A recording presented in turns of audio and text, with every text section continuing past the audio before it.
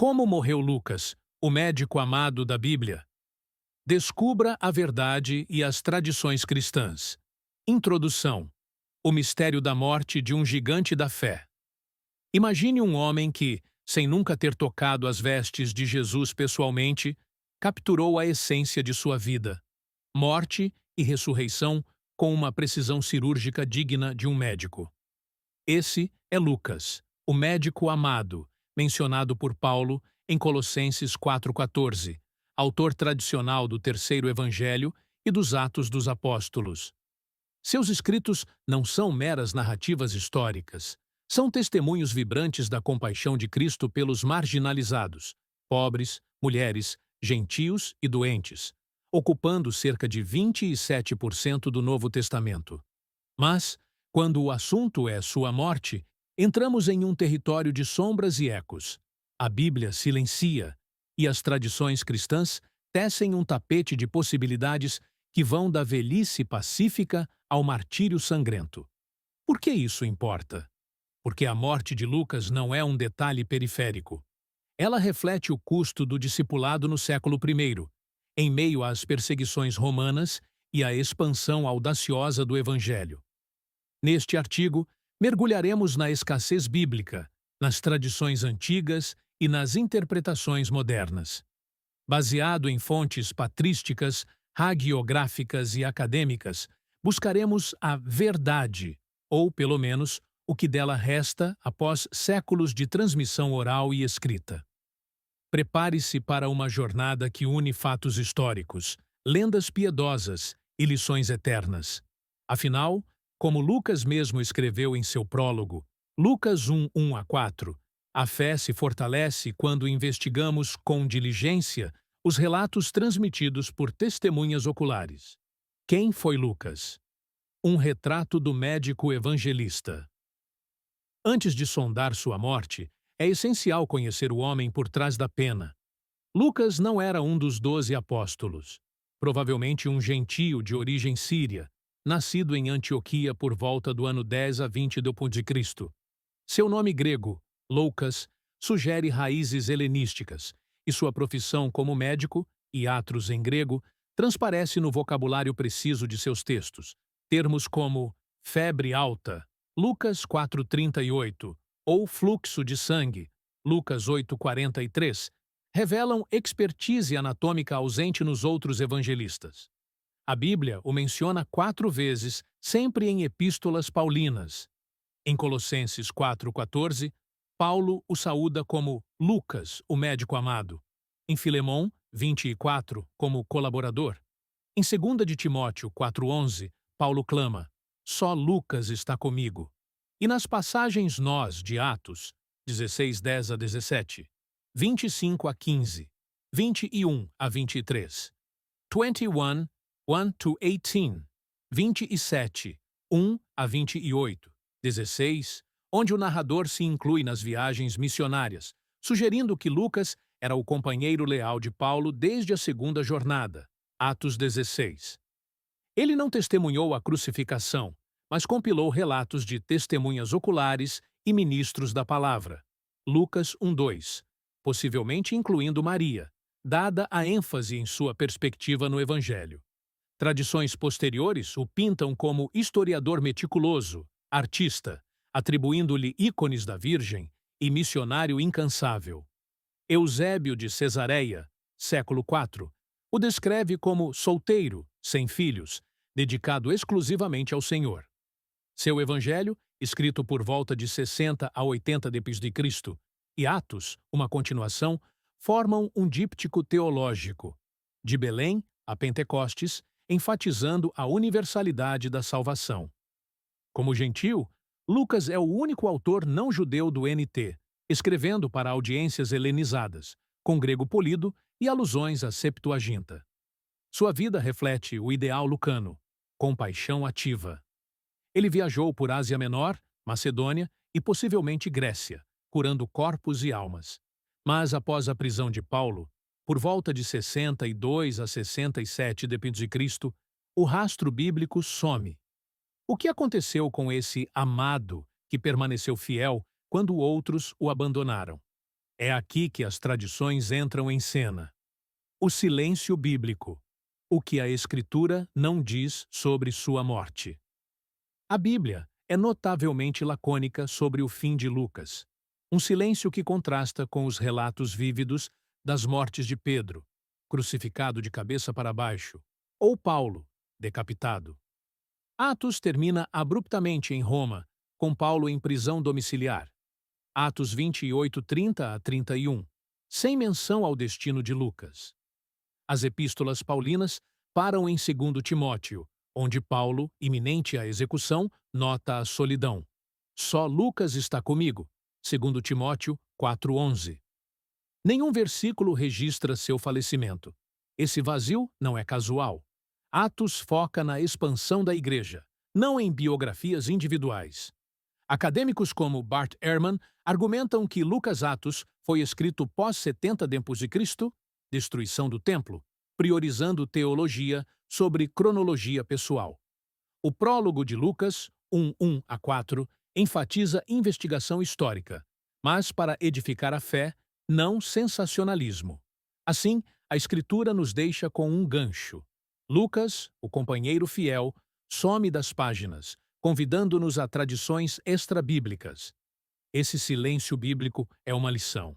A autoridade do testemunho lucano não depende de detalhes biográficos, mas da inspiração divina. Como o próprio Lucas afirma, seu objetivo é que Teófilo, amigo de Deus, conheça a certeza das coisas em que foste instruído. Lucas 1:4. Sua morte velada nos lembra que o legado de um servo de Deus transcende o túmulo. As tradições cristãs, entre martírio e velhice pacífica. Aqui reside o fascínio e a controvérsia. As tradições sobre a morte de Lucas emergem no século II, compiladas por pais da Igreja como Eusébio, Jerônimo e Epifânio. Não há consenso unânime, mas padrões surgem. Martírio ou morte natural aos 84 anos, na Grécia. Vamos dissecá-las.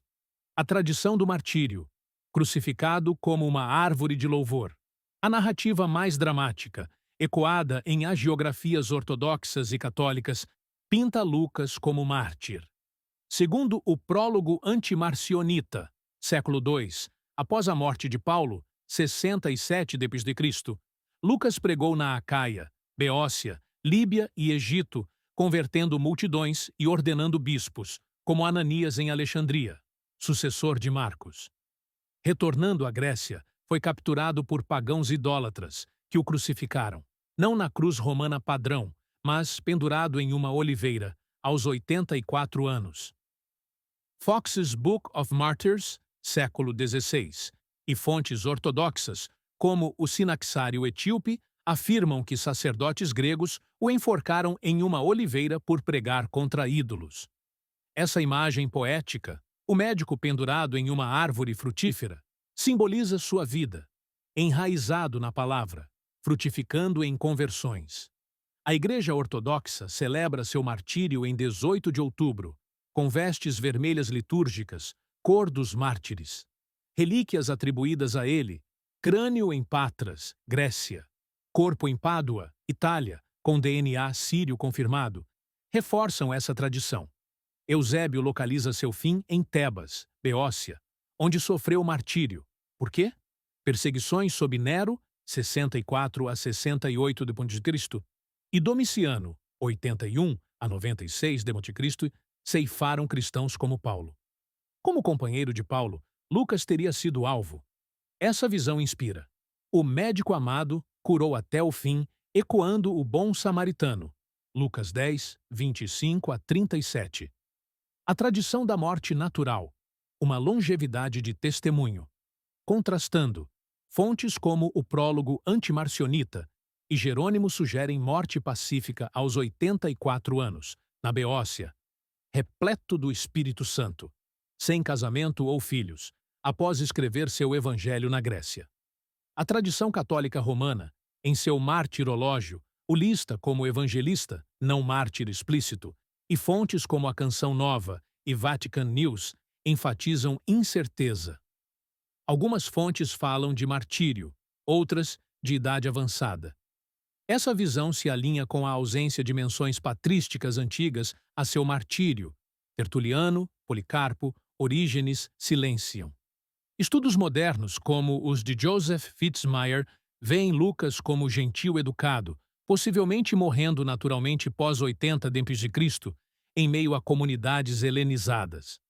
Aos 84 anos, idade rara na época, ele teria testemunhado o Evangelho florescer, de Jerusalém a Roma.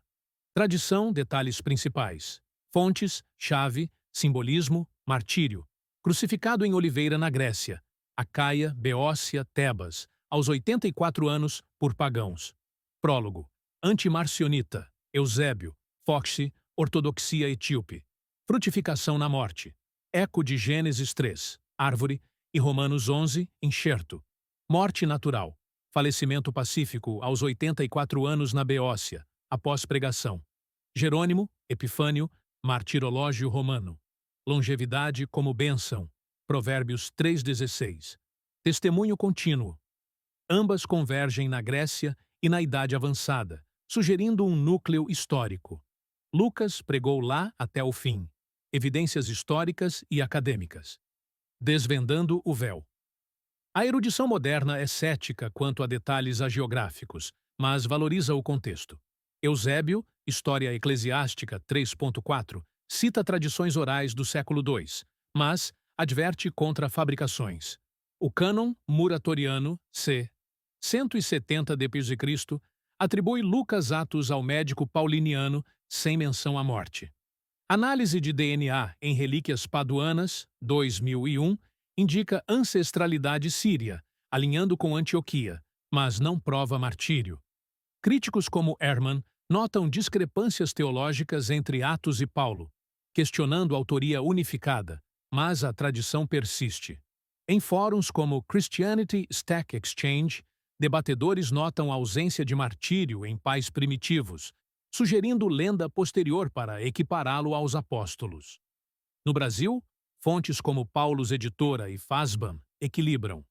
Tradição antiga favorece Beócia aos 84, com martírio possível sob perseguições. A verdade, provável. Lucas morreu na Grécia por volta de 84 a 90 d.C., possivelmente de causas naturais, mas tradições de martírio capturam o espírito de sua era, onde fidelidade podia custar a vida. O legado de Lucas. Além da morte, a eternidade da palavra. Independentemente de como morreu, Lucas vive em suas palavras. Seu evangelho destaca o Magnificat, Lucas 1:46 a 55, as parábolas do filho pródigo, Lucas 15, e bom samaritano e a ascensão de gentios. Atos narra o Pentecostes e a igreja primitiva, provando que não há judeu nem grego. Gálatas 3:28.